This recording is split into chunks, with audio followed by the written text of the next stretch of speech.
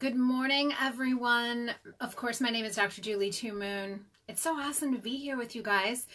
I saw a lot of women in the group talking the other day about libido, and I really thought we need to have a discussion about libido.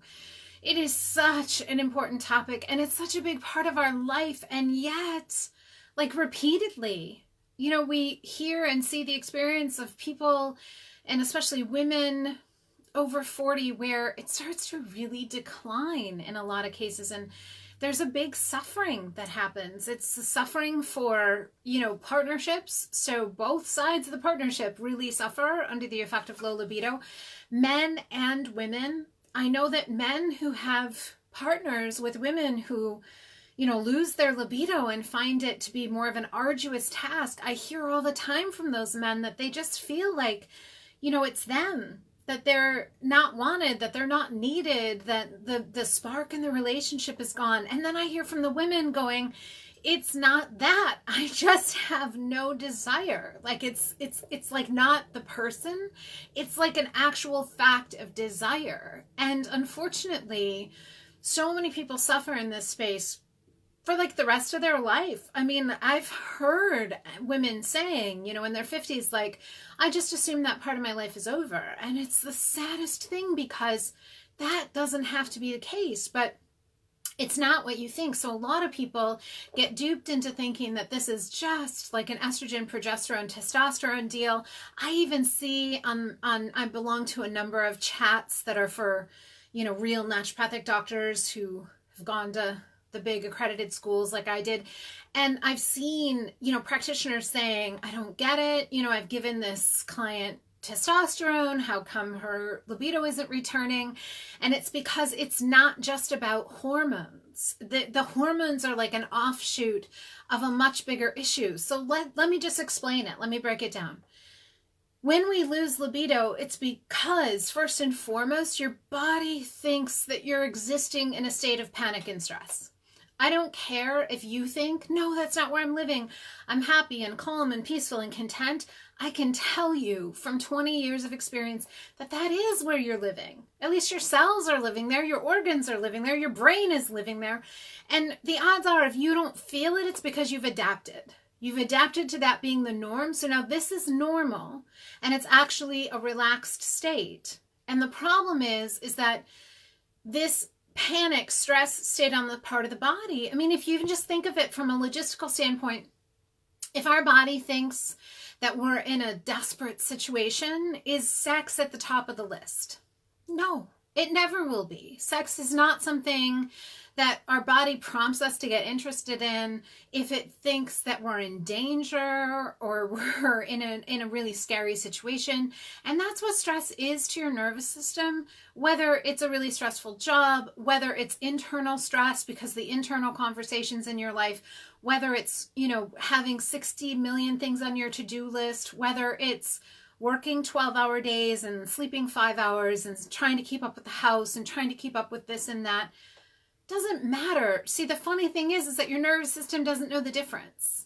It doesn't understand that kind of stress versus the panic stress of famine, war, being chased by a bear. It doesn't know the difference because we weren't encoded for this kind of life. So what happens is that for a lot of us, the intensity of the stress starts kind of early in our adult life. And this may be true that there's a lot of people where that started in childhood, but it's when we start to move into the adult world and we start to take on this Western view of life, which is produce, be productive, be successful by this model of what have you done? What are you doing? What do you have to show for it?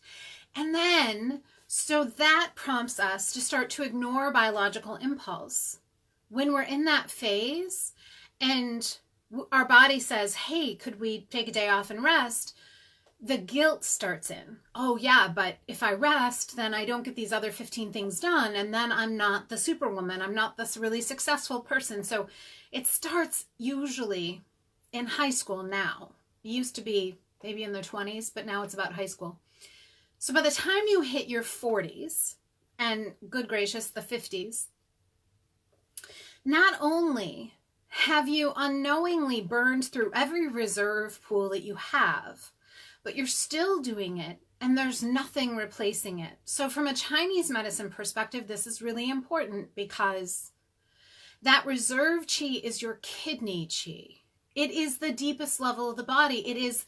It's your longevity. And what happens is when we run on stress, which every woman I've ever assessed is running on stress. So again, lest you think that that's not you, I can tell you that were I to evaluate you, I could show you 10 points of contact where your physiology is running on stress. When we run on stress, we run off of stress hormones. Now, from the Western medical perspective, a lot of those are produced in the adrenals, although I will say your sympathetic nervous system can make them too. So it's not just an adrenal event. But from a Chinese medicine perspective, when we run on stress, we drain the qi of the kidney. And this is really important because in the Chinese medicine model, that qi of the kidney is our longevity. It is the health of our bones. It is the health of our brain. It is the way we actually have a beautiful aging experience. And if that kidney qi is not there, then we will automatically have diminishing bone density. We will automatically, that's how we get conditions like Alzheimer's. We have blood sugar issues. We end up then having arthritis, pain issues, sleep issues, hot flashes, lack of libido. And the reason is that qi of that deep level of the kidney is what prompts the response there and the tissues, like the spark. Now, from the Western medical perspective, they want to quantify it all as testosterone, estrogen, progesterone. And so that's why in women, they always give testosterone. But very few women find that that's a permanent solution because all hormones are part of a cell energy response.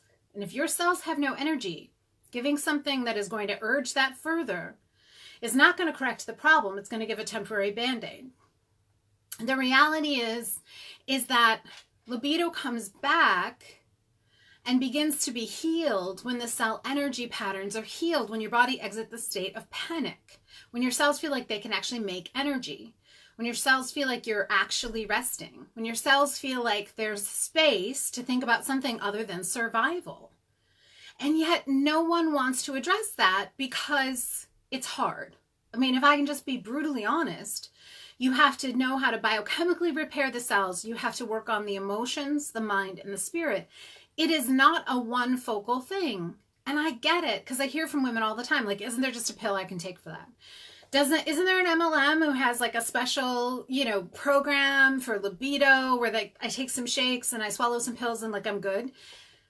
I know I say that flippantly and I'm not judging because I know what it's like, but libido is one of the places where we start to see the imperative nature of actually nourishing the body, of nourishing the spirit, of nourishing the emotions. Because if we don't, we start to lose a zest for life. And what is sex anyway? It's an appreciation of life, right?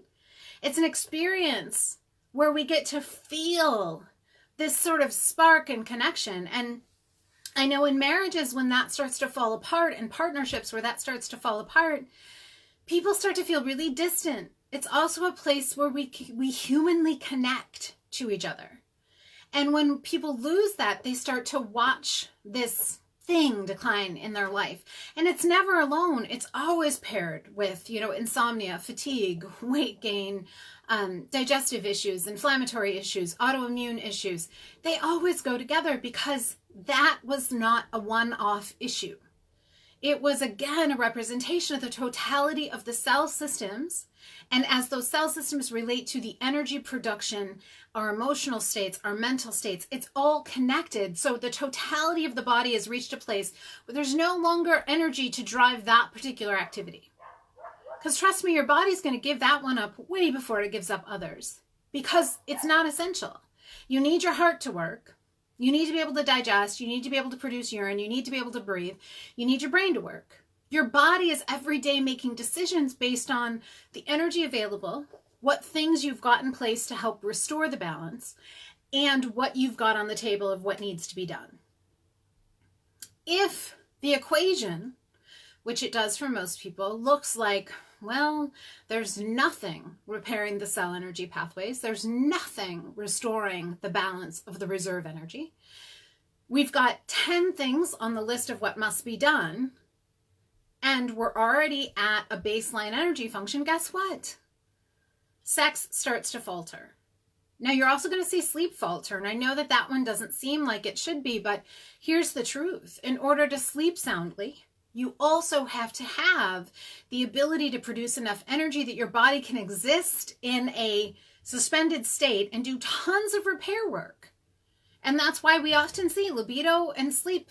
They're commonly suffering together because the low energy state has become so pervasive that the cells can't sustain. So you get woken up by stress hormones multiple times a night because your body is trying to use that to buffer.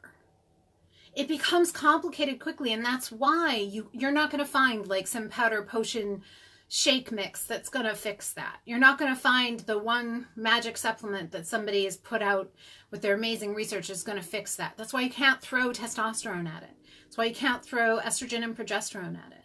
Because it's a totality of us experience. And this is the thing about healing, you guys. You live in this miracle that is so incredibly dynamic, and the functions are so diverse and intricately connected.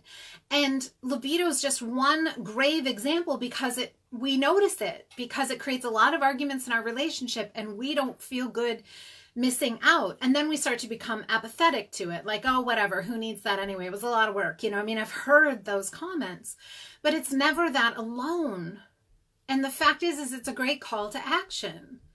Because do you need from like a reproductive standpoint sex over 50? No. Most women enter menopause, they're of course not going to reproduce again. But we need a quality of life? Do we need to exist not in a state of panic? Do we need cells that don't think that we're in survival mode 100% of the time? Yes. If you want to have connection and joy and this zest for life and this sense of life force inside your body, and then all the things that emanate from that, which is community and experiences and health and longevity and sleep and feeling rested and feeling successful and feeling connected, those things require that this get repaired. And that's why it's such a great, reminder that when we start to watch that falter, that we better pay attention, because that's now reaching down to very deep levels in the body. We're reaching into that kidney territory in Chinese medicine. When the exhaustion hits that kidney territory, we are starting to impact our longevity. We're burning through years of our life. That is very, very accurate in the Chinese medicine model. The less kidney qi you have, you're literally consuming years. And nobody wants that. Nobody in their 50s would agree if it was laid out like, hey, guess what? As you're pushing through and your body's existing in survival mode and it's showing you all these signs that it's there, by the way, you're consuming your years of 86, 87, and 88. We would never agree to that, but that's the reality of what we're doing. But it gets passed off because people kind of like, how many times women go to the doctor and say like, hey, I'm tired, I'm not sleeping, I don't have any libido. And the rote answer, it's almost like they all just, oh, you're depressed, let me give you an antidepressant. Oh, you're depressed, it's okay, it's just your age. It's not. It's that along the way, sadly, you kept pushing through like every other person in this Western world, and it just caught up with you. And it's not, but you guys, it's not over. You can actually repair that. You can replenish that chi. You can rebuild those organs. You can get that balance back. You can feel that zest for life and that joy. It can come back. If the cells get what they need, if the organs get rest, if we take you out of the panic state, it's not just biology. It's the totality of you as a being has been existing in that state, and you need to be brought out of that state. And from that place, when a body exits the stress state, the amplitude of what it can accomplish is endless. The stress state is the predictive factor for every single condition we have on the planet. And libido is one of the places we suffer. And it's one of the places our relationships suffer. And guess what? When you're suffering, and your relationship is suffering and you're starting to feel apathetic about life, that energy will draw you down even further. Because if you look at the Hawkins scale of energetic frequency, once you start to reach apathy, there's not much left. And that's why it's so imperative that we address the root, that we go to the source, that we really listen to what our bodies are saying, and stop taking the shortcuts. Stop, aiming for testosterone and estrogen and progesterone, or give me some extra thyroid hormone, or let me take that special pill, because they're just that. They're hacks. They're hacks that don't work either. And they waste a lot of time. And I find in most cases, they draw that chi down further. But you don't have to live there. So libido is just one more example. You guys, you don't have to suffer in this space. Neither do your spouses. You can have that spark back, like you can have that for yourself, because there is something to that spark, even if it's just for you, and in your relationships and in your life, you can live there. It's just a matter of choosing to go to the root, stepping past all the BS and actually understanding that your body's giving you a really serious message, and it's time to end the state of panic and survival mode before it's too late, and that's all your body can do. It's imperative. Every day I see it, and I watch women who could have stepped into that restoration mode slide back into the survival mode. And it breaks my heart, because I know what lies on the other end. And I get that the medical establishment is not promoting our vitality as its primary mode and message, but you guys deserve to know the truth. All right, blessings.